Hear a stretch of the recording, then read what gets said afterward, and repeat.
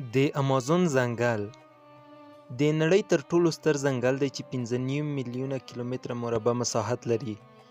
80% برازیل کې او نور څو هیوادونو کې پروت دی چې د بریتانیا 23 برابره لوی دی. د نړۍ 0% اکسیجن تولیدوي. کال کې یوه اونۍ شاید داسې وي چې دلته باران نه کیږي. دلته داسې بوټي، ګلان او حیوانات شته چې په نوره نړۍ کې نه پیدا کیږي. دلته تر اوسه 40,000 انواع بوټي، 1400 انواع الوتونکي، 2200 قسمه کبان، 420 ډوله ژوي، 380 ډوله پر ځمکه ښویېدونکي ژوي، 2.5 میلیونه قسمه خزندې کشف شوي دي.